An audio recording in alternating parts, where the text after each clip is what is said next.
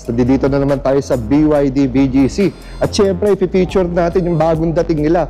Walang iba kundi itong BYD Seagull. At syempre, kasama ko na naman ang aking partner, si Sir Dave. Sir Dave, ano pang bago? Magandang umaga sa inyo lahat. Another day mo tayo ulit ng BYD. Meron kaming bagong labas kayo na bago na tinatawag natin siya BYD Seagull natin. Compact lang po siya, 4-seater, full electric naman po yan. Yun. Ayan. I-view muna natin yung unit kung gano'n siya kaganda ngayon. Ayan. Ang ganda, no? Color black pa. Ayan. Kakulay ng sasakyan ko to, ah. Ayan, ano ba makikita natin sa exterior features, sa front view? Ito naman lahat naman ng BYD natin is naka-LED projector na po siya. Projector. Then mapapansin mo lahat, wala siyang mga tatawag na fog lamp kasi malinaw na po yung pinaka-detailed running light natin. Ayun. Naka-single wiper na rin po tayo. Single wiper. Itong model pa na to, wala siyang 360 camera pero meron siyang reverse camera naman. Okay. Mas compact lang po yung pinaka-features niya, in the same time, bumababa pa yung price natin po. Tapos anong sukat ng gulong natin, sir? Yung size naman ng gulong natin is R16 naman po yan. R16. And then equipped din po siya ng NFC. Wow, NFC, Meron din social. siyang NFC po.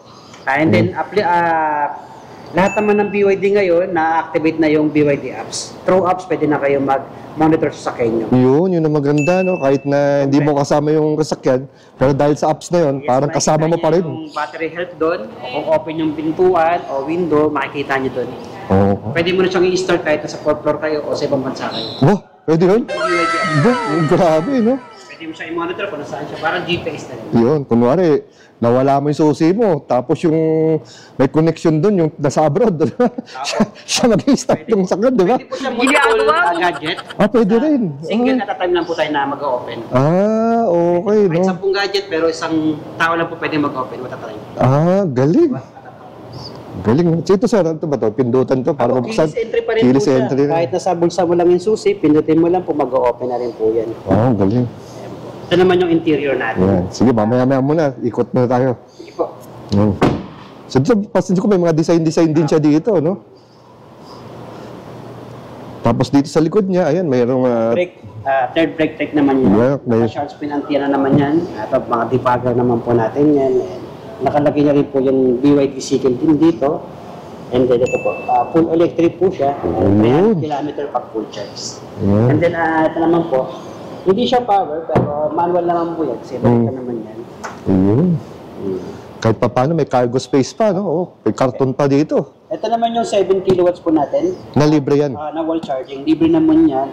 Ito kasi sa second row niya, napo-fold siya. 100. Kaya kung marami kayo ikakarga, mas maluwag po yan. Nice.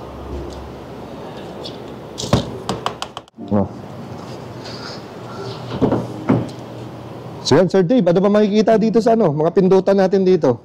Ayan, lahat naman ng mga BYD vehicle natin is power na inside mirror natin. Power window na rin po yan. Ayan, lahat po nasa driver side naman yung controller natin. May speaker, may bulsa. Tsaka door handle, no? Parang may color na, no? Bali, 4 naman yung speaker niyan po. 4 ang speaker? Yes po. Meron din po siyang cross control. Wow. Hindi lang po siya adaptive. So as usual, no? May mga controls sa steering wheel. Yung pinaka-screen monitor naman natin is 10.1. 10.1. 7 inches naman yung pinaka sa may harapan ng steering wheel natin. Tapos dito, buksan na ng hood. Yes po. Bali, double up po yan. Double up. Apo, para mabuksan natin yung hood. Tapos sa kupuan niya, ano pa, no? Manual pa? Manual po, pero naka-leather naman po yan. Naka-leather. Leather seat naman siya. Sige, pasok mo tayo sa loob, sir. Yan, no? BYD Seagull. Dami nagkagulo dito, So, paano naman ito buksan, sir? Ayun, yung pinaka front natin, parang sim lang po tayo ng Dolphin. Nandito yung pinaka push start, sim ng Dolphin. Pati yung parang gear natin, nandito rin siya. Yung down, for drive, reverse for up, neutral, half lang po, into seconds, hold nyo lang po. And then yung parking sa side po. Yung parking sa side. Ang kagandahan man ito na wala si Dolphin kasi wala siyang wireless charging. Ito meron. Ito meron naman. May wireless charging siya. Ayan po yung pinakanan niyan, dalawang bottle holder po natin. Ito po. Yung iba, baka sabihin nila underpower to. Hindi naman. Kasi ang horsepower natin is 75 horsepower niya.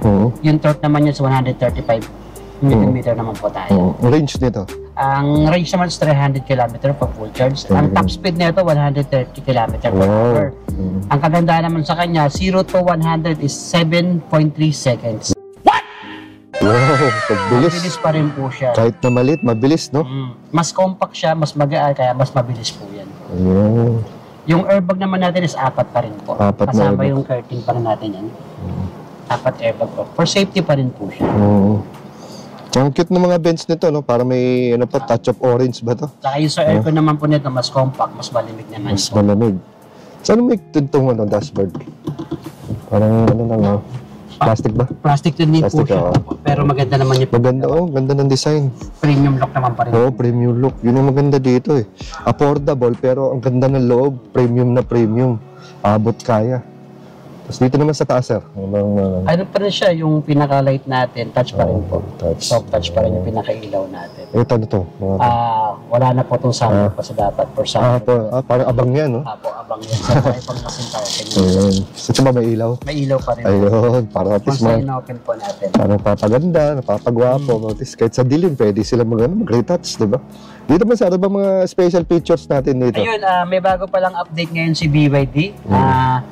Pwede na kayong manood ng YouTube dito, Netflix, may browser na rin siya. Pero yun, gagana lang siya once na naka-parking mode tayo. Pero pag mag-drive mode na natin, automatic mag-exit siya. For safety rin po, para walang distraction sa Tama na na. pinakaano po natin. Ganun pa, BYD natin na naro-rotate yung pinaka-screen, trademark na kasi ni BYD yan. Wow, galing. Yung pa rin, Apple CarPlay, Android Auto na rin po yan. Yan po siya. Stig. Pero pag nirelease natin to ngayon, ina-update na ng service namin na pwede na kayong manood ng YouTube ngayon. YouTube, Facebook, Google, kung ano man gusto nyo gawin sa internet, basta naka-hotspot po siya sa inyo. Sa internet connection po. Okay. Tapos meron na siyang karaoke doon, hinahanap ng karaoke ng mga kliyente, meron na rin po. Meron na rin. Halos kompleto na po siya. Oo, parang ano siya, mini tablet, no? Action po. Meron na po siya lahat. Dito naman, sir, sa ating cluster gauge. Ito naman po, basic lang po siya. Ganun pa rin po, meron siyang eco mode, sport mode, tsaka normal mode. Tatlo po yung mode natin. Ito naman po yung kung ilan pa yung charge natin, yung tatakbuhin niya. 119 km pa, tapos 40% yung pinaka-battery life natin. Ayan po. Sige sir, ano naman tayo? Sa likod naman tayo. Sige po. Kung paano ka, kita naman na, papakita natin na ano, maluwag kahit na compact car to. Ito ba sir ay ano lang no? Parang small ba to? Parang small sedan, ganun? Anong category nito? Parang compact siya, sir. Compact sedan. Pero maraming kliyente na gustong-gusto sa may second row kasi nga maluwag din siya. Yung upuan naman sa harapan natin ng driver at passenger na parang naka-sporty seat na po siya, may pocket back seat na rin siya, may cup holder din po rito, compartment po.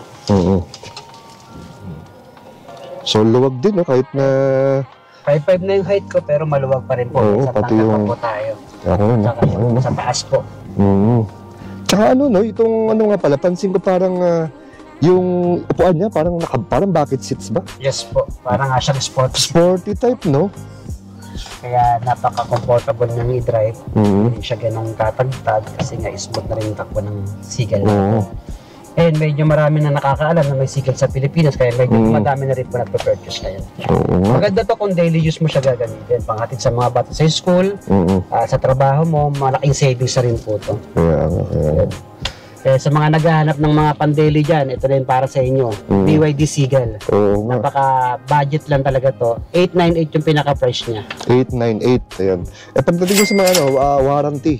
Same pa rin ng mga lahat ng model natin is 8 years pa rin tayo sa pinaka-battery.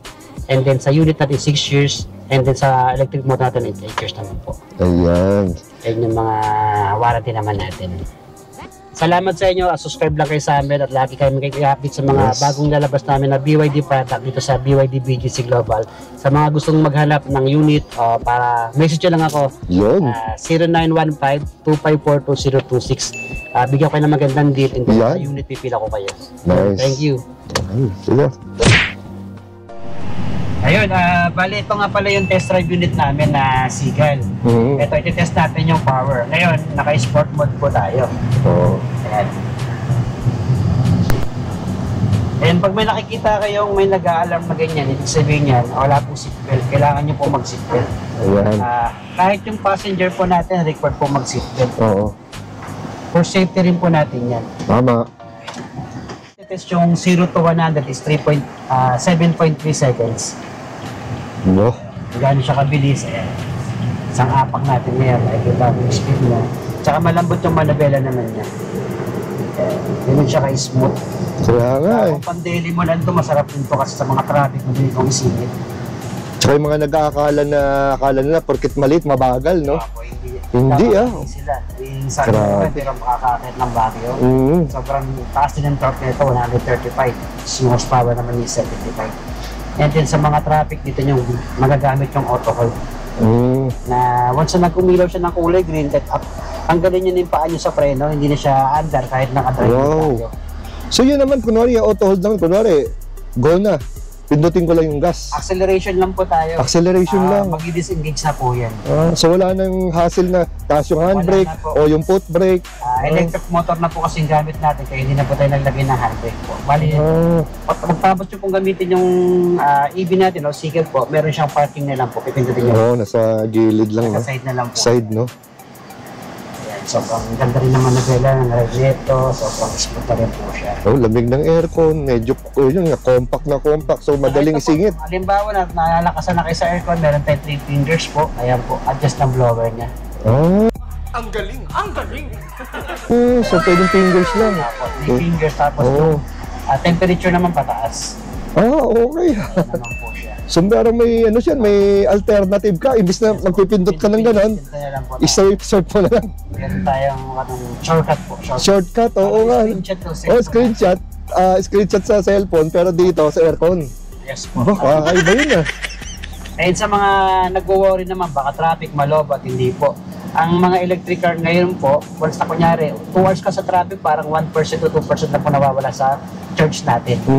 Ganun katipid, no? Kasi lahat na naman ng mga car natin na EVs, meron generated credit. Na muna nagpe-preno ka, nag-charge siya, ayan po. Pagkakan yun yung acceleration, pag nag-go na po, ayan. Good shit sa mga mga babaeng driver po kasi sobrang dali na i-drive. Parang before, parang mga bumper kung tawagin natin. Hindi siya ganun kaingay, sobrang tahimik niya. Tapos yung preno niya, napaka-smooth. Smooth na, no? Ayan, full stop tayo ulit, nag-green siya, tanggalan sa preno, ayan. Hindi ako naka-preno ngayon, pero naka-drive mode yan. Yan ang purpose ng auto hold natin. Laking bagay na auto hold, no? Kasi di ka na angat ng handbrake. Or minsan nakakalimutan pa yung handbrake ibaba, di ba? Nakakapag-relax po yung paa natin. Yun pala ang pinaka-pakinabang ng ano na yan. Auto? Auto hold. Auto hold, ayun, auto hold. Nag-uso na ngayon yun sa mga automatic na mga car na hindi na naglalagay ng mga electronic handbrake. Tama. Diretso na po siya kagad sa auto hold. Sa mga pataas, maganda rin siya gamitin. Mga incline, pababa din pwede rin siya.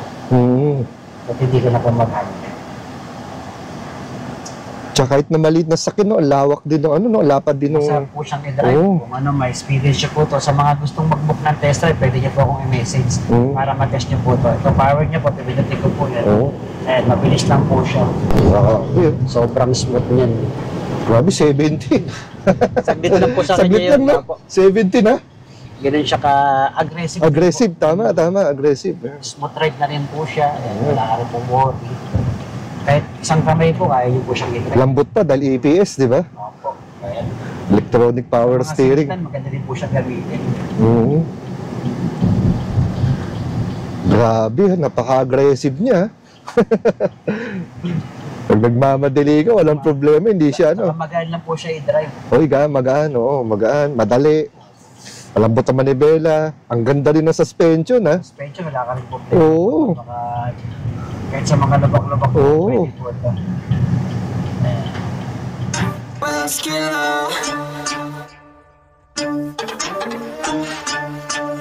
Chillax, chillax.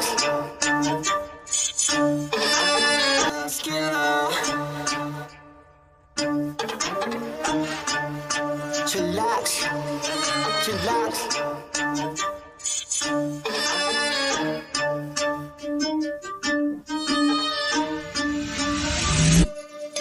Kapag si Tito Well nag-demo, kitang-kita mura presyo. Lahat kalidad, hindi invento, trabaho pero tao-tao. Bago ilabag dapat kalidad, di lang basta pamato. Lahat detalye makukuha, di lang basta panalo. Kapag si Tito Well nag-demo, kitang-kita mura presyo. Lahat kalidad, hindi invento, trabaho pero tao-tao. Bago ilabag dapat kalidad, di lang basta panalo. Lahat detalye makukuha, di lang basta panalo. Iniikot kahit malayo, basta matibay pandayo. Kung maghahanap ng mura, dapat iyong malabo. Kaya tumagal kahit na mura, kaya dapat pandayo. Di masasayang oras, pagod kahit abutin ng malayo. Kapag si Tito Well nag-demo, kitang-kita mura presyo. Lahat kalidad, hindi invento, trabaho pero tao-tao. Bago ilabag dapat kalidad, di lang basta pamato. Lahat detalye makukuha, hindi lang basta panalo. Kapag si Tito Well nag-demo, kitang-kita mura presyo. Lahat kalidad, hindi invento, trabaho pero tao-tao. Bago ilabag dapat kalidad,